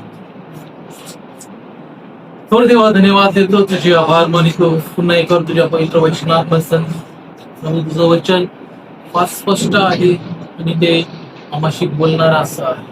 आम्ही तुला धन्यवाद देतो, कारण वचनांच्या द्वारे तू आम्हाला पुन्हा एक वेळेस दाखवून दिला आहेस की आमच्या प्रभू श्री ख्रिस्ताचे पुन्हा येणं किती समीप आहे। ज्या प्रकारच्या गोष्टी, ज्या प्रकारच्या घडामोडी सध्या घडत आहेत, प्रभू त्या गोष्टींचं आम्हाला साक्ष देत आहे की जे काही सांगून ठेवण्यात आलं आहे, जे काही लिहून ठेवण्यात आलं आहे, त्या सर्व गोष्टी सिद्धीत जात आहेत। मी प्रभू लवकरच ख्रिस्ताचं देखील अंतरामध्ये प्रकट होणं समीप आहे। आम्ही त्या दिवसाची वाट पाहतो। धन्यवाद देतो प्रभू, त्या सार्वकालिक जीवनामध्ये तू आम्हाला वाटेकरी केला आहेस। और पित्या, आम्ही पुन्हा एका नव्याने त्या सर्व प्रियजनांसाठी प्रार्थना करतो जे आज या क्षणाला इथं बसून तुझं वचन ऐकत आहेत, आणि प्रभू त्यांना देखील ख्रिस्तावरती विश्वास ठेवण्याचं मन तुझपासून लाभ। प्रभू, तुझ्या वचनामध्ये लिहिलं आहे, जोपर्यंत ते ऐकणार नाही तर ते विश्वास कसा ठेवतील। वय पित्या, ते ऐकत आहे, त्यांना विश्वास ठेवण्याचं मन तू दे। तुझा आत्मा त्यांच्या जीवनामध्ये कार्य करू, तुझं वचन कार्य करणारं आहे आणि त्यांच्या जीवनामध्ये कार्य व्हावं हीच आम्ही तुझी याचना आणि विनंती करतो। तू हे घडून आणशील, तुझी योजना आणि तुझी इच्छा तुझ्या निवडलेल्यांच्या जीवनामध्ये तू सिद्धीस नेणारा परमेश्वर। सकाळपासून ते या क्षणापर्यंत प्रभू तू आम्हास कृपा करूलीस। हा दिवस देखील प्रभू तू आमच्या जीवनामध्ये आशीर्वादित केलास। तुझ्या वचनाच्या ज्ञानाने तो आम्हास भरला आहे आणि या ज्ञानाच्या अनुषंगाने प्रभू आम्हाला या पृथ्वीवरती जीवन जगता यावं म्हणून आम्हा प्रत्येकाच्या विचारांवरती आणि आमच्या आचरणावरती प्रभू तुझं नियंत्रण असो। उर्वरित दिवस आम्ही तुझ्या सामर्थ्य हातामध्ये स्वादित करीतो। प्रभू, सहभागी त्याच्या आनंदामध्ये आम्हाला तो पार पाडण्यास लागणारी कृपा कर। ख्रिस्त जर नाही आला तर पुन्हा एका प्रभू उद्या सकाळी अशाच प्रकारे तुझ्या वचनाच्या आवाजाखाली येण्यास आम्हा सर्वांना लागणारी कृपा। तोपर्यंत आम्ही सर्वजण एकमेकांना तुझ्या सामर्थ्य आणि सुरक्षित हातांमध्ये स्वाधीन करीत प्रार्थनांचं उदाहरण तारक प्रिय प्रभू श्री ख्रिस्त त्याच्या नावामध्ये केले आहे म्हणून तो आहे। आमेन। धन्य येशू नाम, धन्य येशू नाम, धन्य येशू नाम सर्वदा। धन्य येशू नाम, धन्य येशू नाम, धन्य येशू नाम सर्वदा। आमेन।